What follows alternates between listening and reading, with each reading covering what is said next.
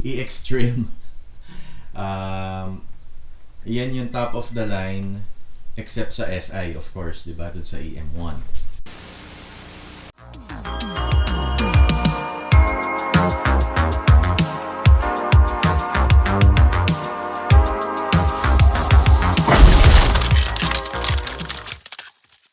Good morning, this is Bud TV with another episode. Ngayon, for this video, kasama natin si RG. Ayun o, nasa ilalim. And ngayon, ang gagawin natin is yung first maintenance nitong silver EK natin. So, ngayon namin gagawin is magpapalit tayo ng timing belt, magpapalit tayo ng water pump, magpapalit tayo ng crankshaft oil seals and camshaft oil seals. And then at the same time, palitan na rin natin ng valve cover gasket kasi yun na yung parts tsaka yung area na dapat sabay-sabayin mo na. In my previous videos, yun din yung mga gamit natin, yung mga ginagawa rin natin sa sa EG natin way back a few years back nung nasa Pilipinas pa tayo. But then again, mag-hi muna si RG. Say hi. Yan. So, meron na naman tayong gagawin panibago and we'll see kung ano yung mararating nitong EK natin na silver ngayon. So, let's start. Pakita namin sa inyo kung paano yung process in replacing the timing belts and all the other stuff on that area, pati yung water pump. Mag-diagnose muna tayo.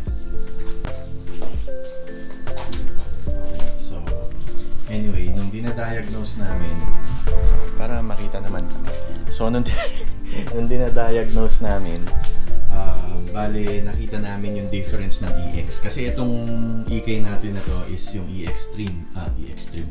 E-Extreme. Yan yung top of the line except sa SI, of course, di ba? Dun sa EM1.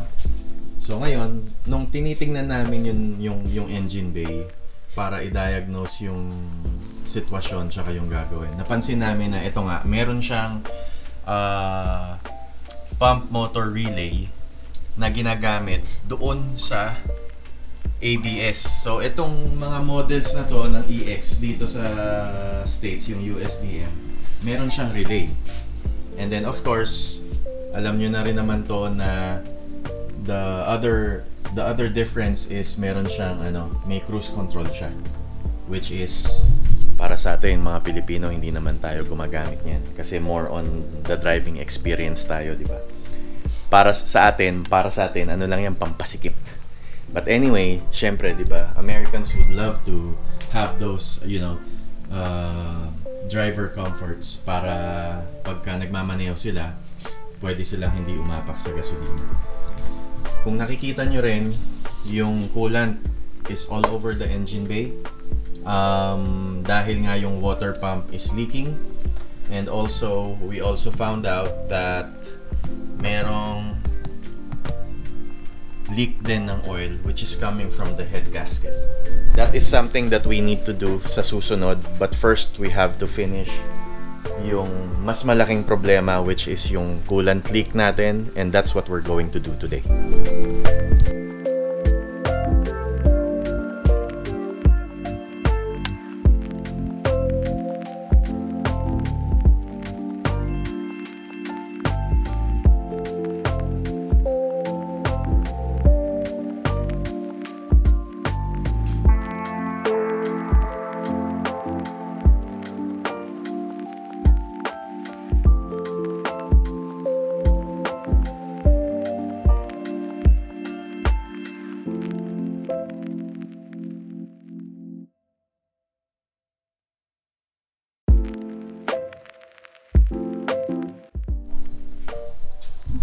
Okay, so I don't know if you can hear me well, but ito yung mga parts na gagamitin natin. Kumuha tayo ng valve cover gaskets. Kasama na diyan yung kit para mapalitan na rin natin yung sa may yung anong tawag dito? Makakalimutin na ako eh. Yung bolts, washers, valve cover washers. Tapos yung valve cover gasket papalit na rin tayo ng thermostat, meron tayong Honda bond, meron tayong gasket nung ating thermostat, yung oil seals natin para sa crankshaft and then camshaft. And then dito, when you buy the what do you call this, yung timing belt, it comes as a kit. Kasi yun nga, 'di ba? Obvious naman na kailangan mong palitan yung other components. Meaning it should be replaced all at the same time. So ayan, merong manual, ito yung water pump natin, ito yung timing belt, saka yung mga bearings. Damn, ayan. Andiyan na rin yung ano, ito yung bearings ng anong tawag dito, RG? Nakalimutan ko. Yung ano, yung sa yung pulley. Oh, yung tensioner, oo. Tapos ito yung ano, ito yung kasamang ano, Honda original na ano, na what do you call this? Yung tension, basta kasama to dun sa tensioner. Yan, ito yun. So, kumpleto yan. And I don't know if you know, but Aisin is the one who makes Honda genuine parts. Not all of them, but they provide yung original parts para sa Honda. The only difference is walang sulat ang Aisin dito. Walang sulat ang Honda, I mean, Aisin nakalagay. Pero pag bumili kayo, which is definitely much more expensive sa dealerships, it is made by Aisin. Tapos, dapat Honda genuine coolant din ang gagamitin natin. So, those are the parts that we need for today. And I hope wala tayong ma-encounter na problema.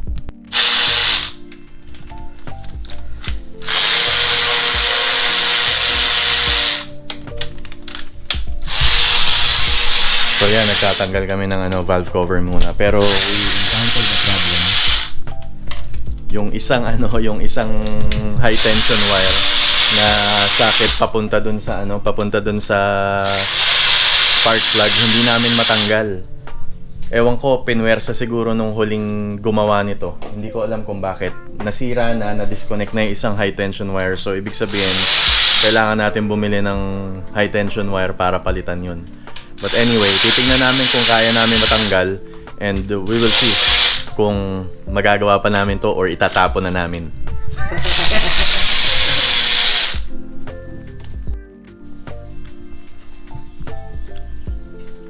Ito yung sinasabi namin, no, na hindi namin ma-pull out. Ayan yung humiwalay dun sa sa high tension wire na ipit. Tsaka talagang pinilit, kaya hindi namin matanggal talaga from the cylinder. Pakita ko sa inyo yung high tension wire, ha. Hindi ko alam kung saan nilagay ni RG, pero totally disconnected siya. Ito. Nag-fuse na siya sa spark plug. So sumama na sa spark plug. Imagine, unbelievable. Ito, disconnected nung sinubukan namin hilahin. 'Di ba? Buti hindi tight yung spark Kaya plug. hassle. Oh my gosh. Ano nangyari dyan? Oh shit. Oh my god. Imaginein mo. Ano to? Nag-meltdown? Yeah. Tapos dumikit doon sa Nag-fuse na siya sa doon sa mismong spark plug. Ano nangyari yan? Ibig sabihin, matagal na. nag-melt na siya. So, ibig sabihin, baka yun nangyari is nag-always on yung ignition, nag-meltdown, nag-fuse. Tinunaw niya yung yung high Kasi, tension wire. Tignan mo dito, heat spots to. Oo, yan yung heat spots nga. Oo. Tingnan mo yung difference ng normal sa dito. Ibig sabihin, at ito yung heat spot niya, nag-meltdown, bumaba yung rubber all the way down dun sa high tension, dun sa spark plug. Kaya kumbaga inasawa na niya, kinain na niya yung yung spark plug. So this is absolutely insane, but good thing we were able to remove it. I-double check na lang namin kung merong damage, pero hopefully wala naman. Yan pa lang, naubos na yung namin, yung pagod na, parang pagod na kami, parang ayaw na namin gawin. Next time na lang ulit. But anyway, ayun na. So natanggal na namin yung valve cover. So mamaya papalitan namin ng gasket, lalagyan namin ng Honda band yan. Tapos ito, baklasin na namin yung cover. But first, before we can have some space, we have to remove the cruise control na na part, para meron kaming space na buksan tong cam cover, and then makapag-reach down kami. Tanggalin namin yung power steering pump, tapos baklasin namin to para may space kami dun sa baba.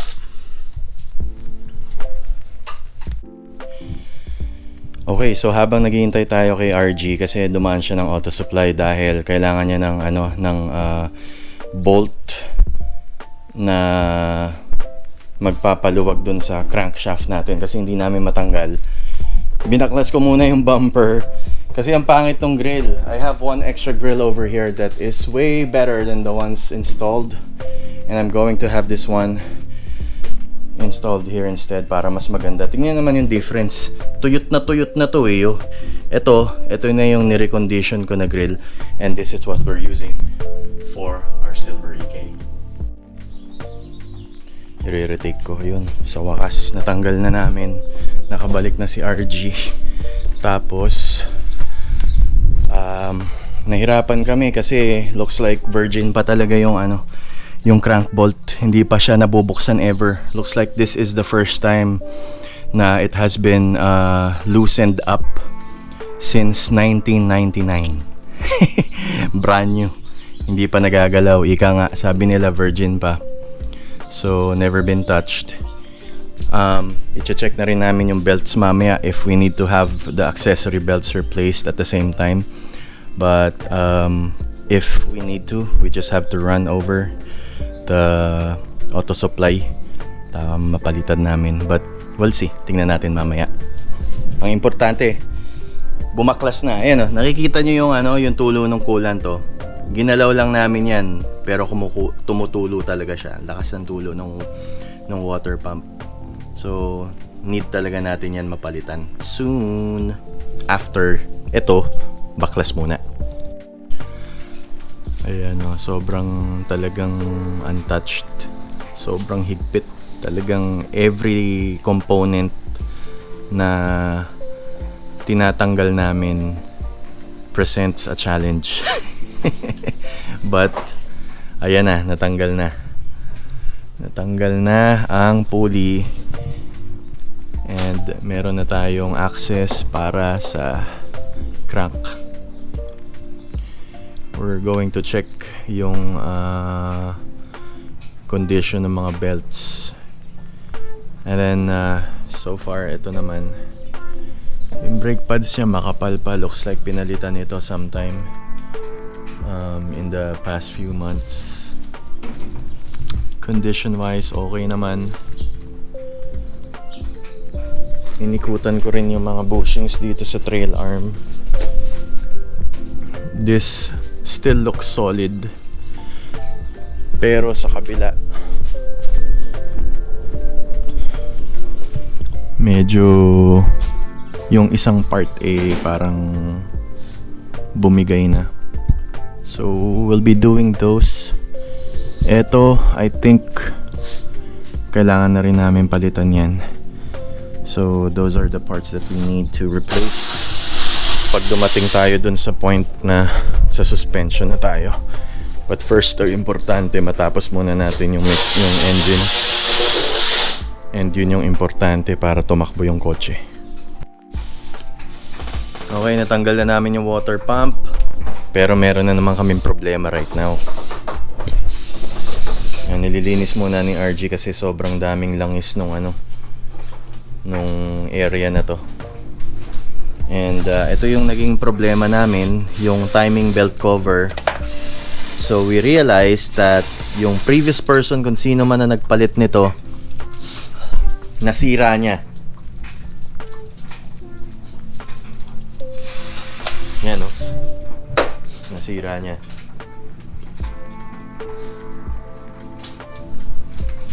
In-epoxy lang. So kailangan namin magpalit.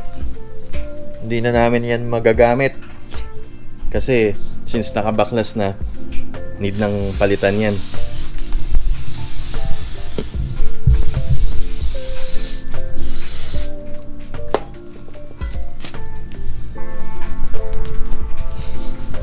Bango nung ano, brake cleaner. Pang-addict. Woo! Shucks. But anyway, so meron kami nakita sa eBay na isang set used. Nag-o-offer pa ako. And hopefully tanggapin na niya yung second offer ko. Kung hindi, wala tayong choice kundi bilhin na lang yan right away.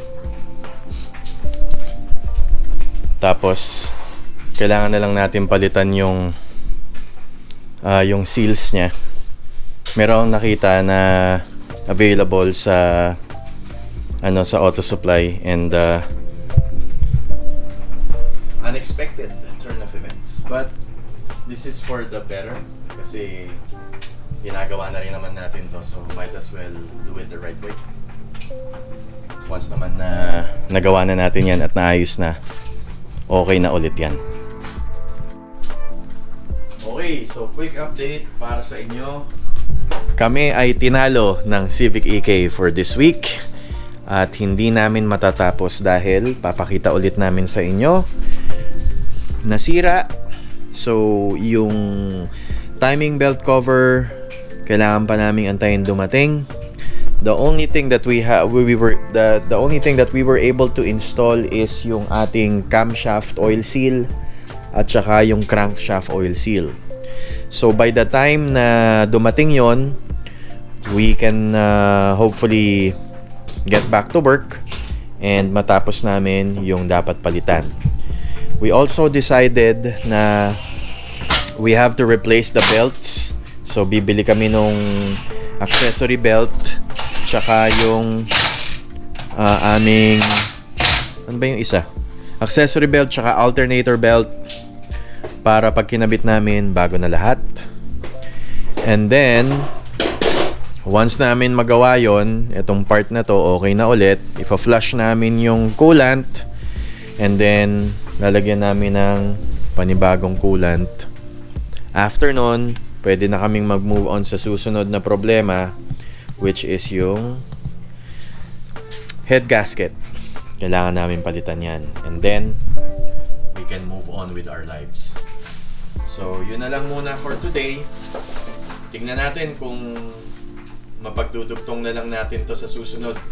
Kaya, magsa-sign off muna ako ngayon and then we'll see what will happen sa susunod. Bye-bye!